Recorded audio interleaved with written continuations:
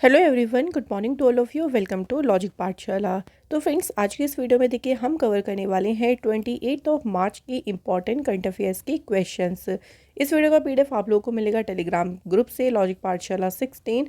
Link आपको description box में मिल जाएगा।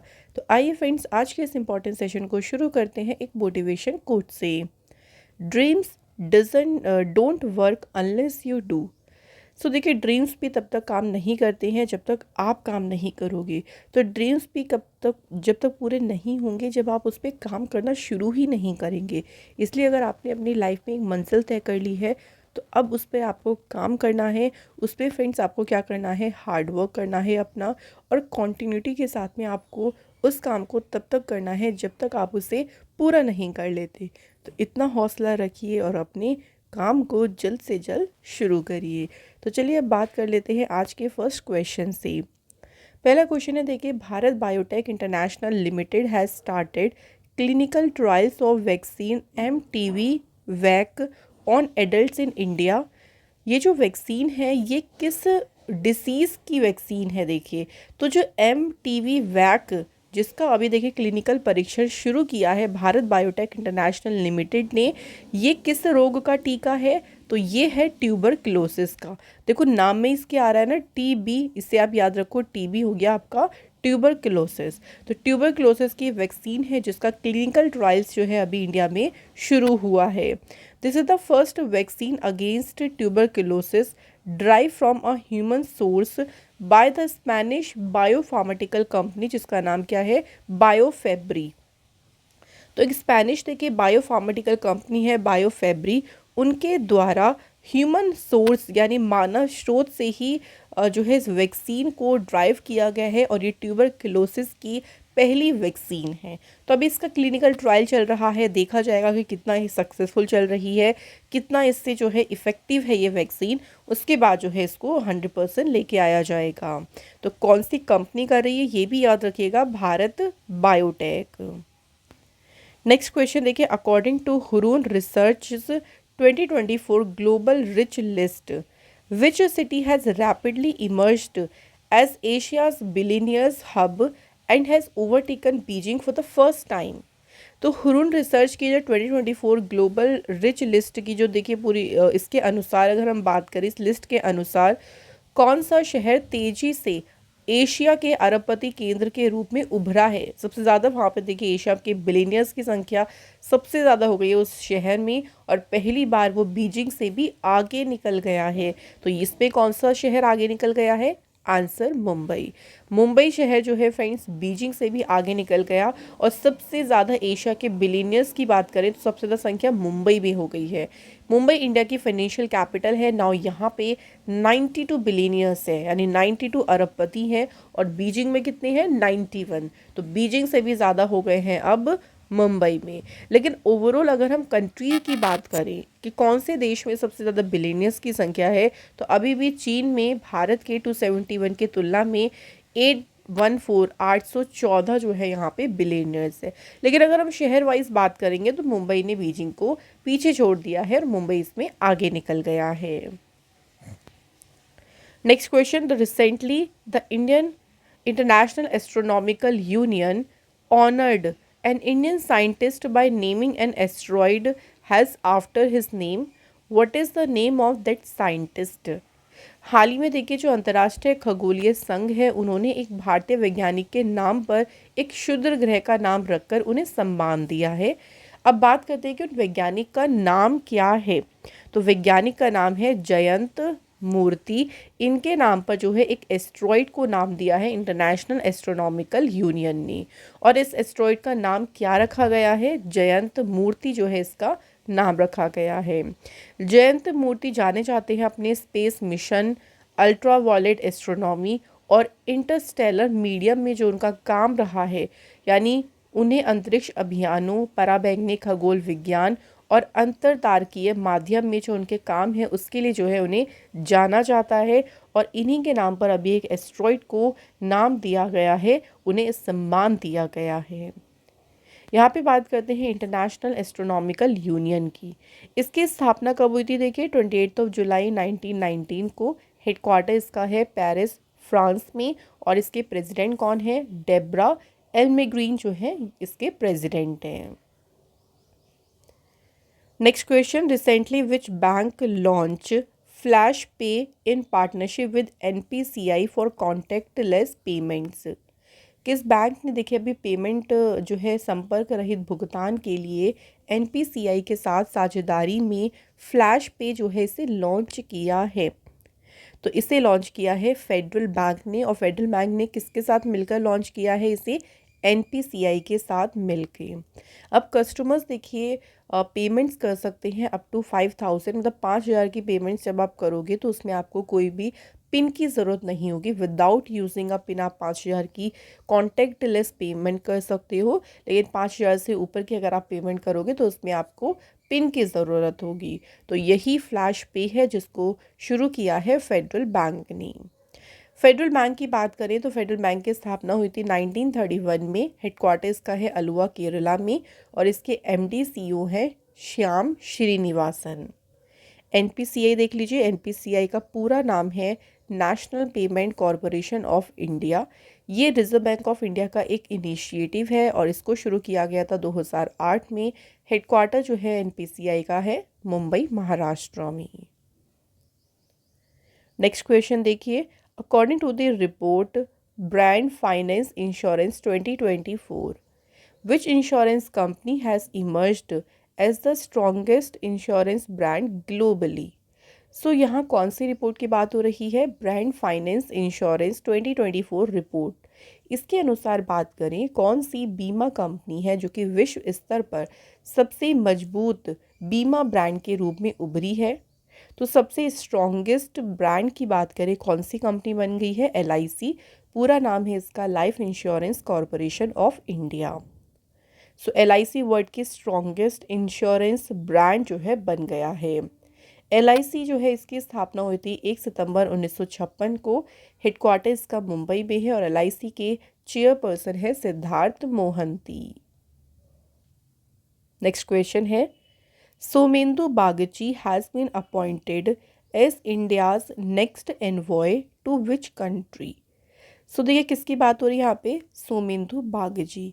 ये किस देश में भारत के अगले दूत के रूप में इनको नियुक्त किया गया है? तो ये बने हैं ईरान देश में, ईरान में नहीं, ये फ्रेंड्स इराक देश में जो है फ्रेंड्स ये अपॉइंट हुए हैं इंडिया के नेक्स्ट एनवॉय। सोमेंदु बागची करंट में डिप्टी डायरेक्टर जनरल थे Indian council of world affairs के, और अब ये इराक में इंडिया के बने हैं नेक्स्ट एनवॉय। सोमेंदु बागची जो है 1993 बैच के ऑफिसर हैं इंडियन फॉरेन सर्विस, तो आईएफएस ऑफिसर हैं ये 1993 बैच की। यहाँ पे फ्रेंड्स एक और देखिए हमें अपॉइंटमेंट याद रखनी है, अभिलाषा जोशी। अभिलाषा जोशी प्रेजेंटली जो ये क्या थी? Additional secretary in the ministry. वर्तमान में मंत्रालय में अतिरिक्त सचिव रही थी अभिलाषा जोशी, और अब इनको नेक्स्ट अम्बेसडर अपॉइंट किया गया है कहाँ पे? Republic of Chile. तो चिली गणराज्य में भारत के अगले राजदूत के रूप में नियुक्त किया गया है किसे? अभिलाषा जोशी को।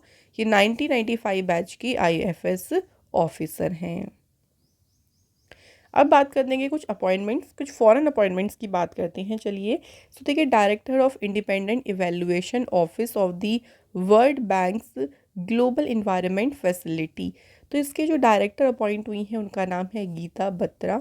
इसके अलावा देखिए एडीबी में इंडिया के लिए कंट्री डायरेक्टर बने हैं मियो ओका, इन्होंने ताकियो कोनिशी को रिप्लेस किया है। डब्ल्यूएचओ बोर्ड में यूएस के रिप्रेजेंटेटिव बने हैं विवेक मूर्ति। बिम्स्टेक के सेक्रेटरी जनरल कौन बने हैं? इंद्रमणि पांडे। नेक्स्ट की बात करते हैं अगले क्वेश्चन की, who is the author of the book titled from a car shed to the corner room and beyond? Book का नाम याद रखेंगे, from a car shed to the corner room and beyond. इस पुस्तक के लेखक कौन है? तो ये पुस्तक किसने लिखी है? एस रमन। तो एस रमन जो है फ्रेंड्स इस पुस्तक के ऑथर हैं। अब फ्रेंड्स बात करेंगे कुछ रिसेंट बुक्स के बारे में, और बुक से देखिए आपको 100% एग्जाम में क्वेश्चन ज़रूर मिलेगा, इसलिए इस टॉपिक को बिल्कुल भी ना छोड़ें। बात करें बुक्स की तो देखिए the man who lost India, इसके ऑथर हैं मेघना पंत। इसके बाद देखिए conspiracy to oust me from the presidency, author है Gotabaya Rajapaksa. The gems of India art, author कौन है? Harish Khullar. Doing business in uncertain times, इसके ऑथर हैं Ramesh Nair. Goa 1961, the complete story of nationalism and integration, author का नाम है वाल्मीकि फालीरू। तो याद रखिएगा फ्रेंड्स, बुक्स आप लोगों को ज़रूर याद रखनी है क्योंकि एग्ज़ाम के लिए ये टॉपिक जो है वो मोस्ट इम्पॉर्टेंट है। चलिए नेक्स्ट क्वेश्चन की बात करते हैं। Who has won the Formula 1 Australian Grand Prix 2024 title? So यहाँ बात करते हैं ऑस्ट्रेलिया ग्रैंड प्री की। सो ये फार्मूला 1 रेस है और इसका खिताब किसने जीता है? तो फ्रेंड्स ये टाइटल जीता है कार्लोस सेंज। कार्लोस सेंज जो है फरारी के रेसर हैं और इन्होंने देखिए ऑस्ट्रेलिया ग्रैंड प्री जो है इसका टाइटल जीता है। सो फ्रेंड्स यहाँ हमारे आज के जो करंट अफेयर्स के क्वेश्चंस थे वो यहाँ पे कंप्लीट हो जाते हैं। सो चलिए अब बात कर लेते हैं स्टैटिक जीके के क्वेश्चंस की। तो देखिए आज का पहला क्वेश्चन क्या है? Machu Picchu is located in which mountain range? Machu Picchu जो है ये किस पर्वत श्रृंखला में स्थित है? तो ये स्थित है कहाँ पे? एंडीज़। तो एंडीज़ माउंटेन रेंज में आता है माचू पिचू और ये कौन सी कंट्री में लोकेटेड है ये भी याद रखेंगे, पेरू देश में। नेक्स्ट है which is the highest mountain peak in Africa? So देखिए यहाँ बात कर रहे हैं अफ्रीका की। तो अफ्रीका की सबसे ऊंची पर्वत चोटी कौन सी है? The right answer is mount Kilimanjaro. ये हाईएस्ट पीक है अफ्रीका की। और बात करते हैं ये कौन सी कंट्री में है? तो ये भी याद रखेंगे, ये है फ्रेंड्स तंजानिया में। नेक्स्ट बात करते हैं क्वेश्चन की, which mountain range runs along the border between France and Spain? France और स्पेन के बीच की सीमा पर कौन सी पर्वत श्रृंखला चलती है? तो बात करें कौन सी पर्वत श्रृंखला है? तो राइट आंसर इज पायरेनीज। तो पायरेनीज जो है ना ये फ्रांस और स्पेन के बॉर्डर पर है और ये अराउंड 435 किलोमीटर जो है ये श्रृंखला इतनी लंबी है। नेक्स्ट बात करते हैं which is the longest mountain range on earth? पृथ्वी पर सबसे लंबी पर्वत श्रृंखला कौन सी है? राइट आंसर है एंडीज़। तो एंडीज़ माउंटेन रेंज जो है ये सबसे लॉन्गेस्ट माउंटेन रेंज है। इसका जो स्ट्रेच है वो लगभग कितना है? 7000 किलोमीटर का। और ये 7 कंट्री साउथ अमेरिका की 7 कंट्रीज से जो है होकर पास होता है। लेकिन अगर सबसे हाईएस्ट माउंटेन रेंज की बात करेंगे तब आपका आंसर जो होगा वो हिमालयाज़ होगा, ठीक है। और उसमें भी एवरेस्ट सबसे ऊंची चोटी होगी। लेकिन यहाँ पे लॉन्गेस्ट माउंटेन रेंज की बात हो रही थी, इसलिए आंसर क्या होगा आपका? एंडीज। नेक्स्ट बात करते हैं which is the highest mountain peak in Japan? Japan की सबसे ऊंची पर्वत चोटी कौन सी है? तो सही आंसर है माउंट फूजी। माउंट फूजी और इसकी हाइट कितनी है? 3776 मीटर की इसकी हाइट है और ये जापान का सबसे ऊंची जापान की पर्वत चोटी है। सो ये थे फ्रेंड्स आज के हमारे करंट अफेयर स्ट्रेटेजी के क्वेश्चंस। नाउ फ्रेंड्स कल के रिवीजन क्वेश्चंस कर लेते हैं, चलिए। सो कल का क्वेश्चन है हमारा, which country has become 5th largest crude oil supplier of India? तो फरवरी देखिए 2024 में कौन सा देश भारत का 5वां सबसे बड़ा कच्चा तेल आपूर्तिकर्ता बन गया है? Answer is Venezuela. Recently Election Commission of India ने लॉन्च की है कौन सी application to facilitate easier voting for PWDs, यानी दिव्यांगों के लिए आसान मतदान की सुविधा और मतदान केंद्रों पर सुविधाओं का लाभ उठाने के लिए अभी इलेक्शन कमीशन ने एक एप्लीकेशन लॉन्च करी है जिसको नाम दिया है सक्षम एप्लीकेशन। नेक्स्ट क्वेश्चन है, former captain Saeed Ahmed passed away recently at the age of 86. He was related to which sport? तो कैप्टन सईद अहमद जो है इनका संबंध किससे था? क्रिकेट से। Recently who won the Abel prize 2024 for mathematics? Abel prize जो है 2024 किसने जीता है? तो ये जीता है मिशेल टेलग्रांड ने। इन्होंने जीता है Abel prize 2024। Who has been honored with Devi Shankar Awasthi Samman for 2023?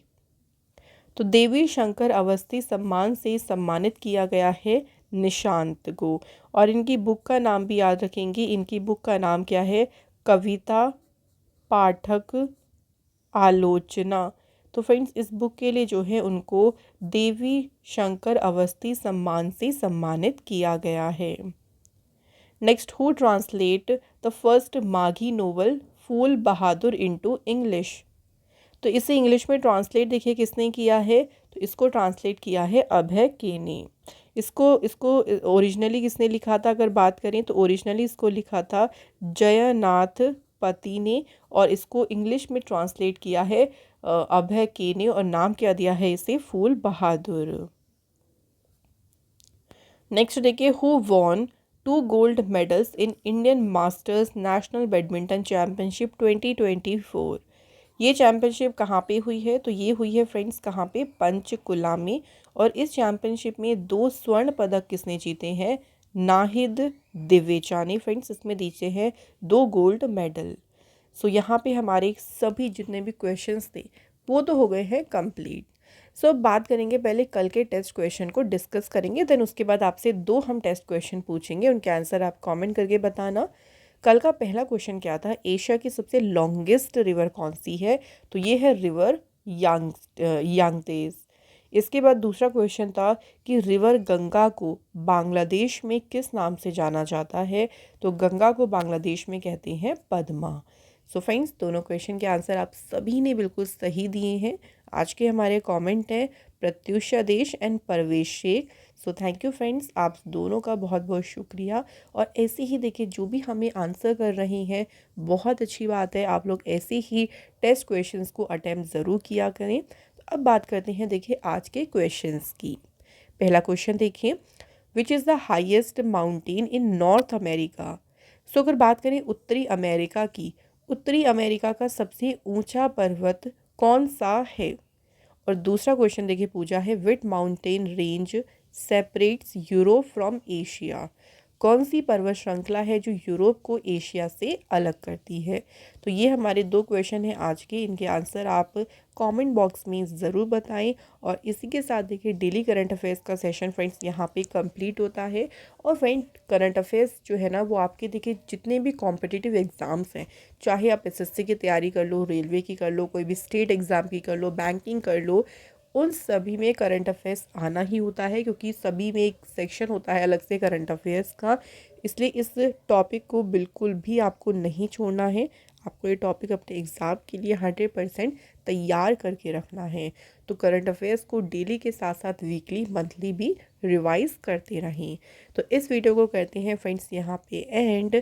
Thank you so much for watching this video.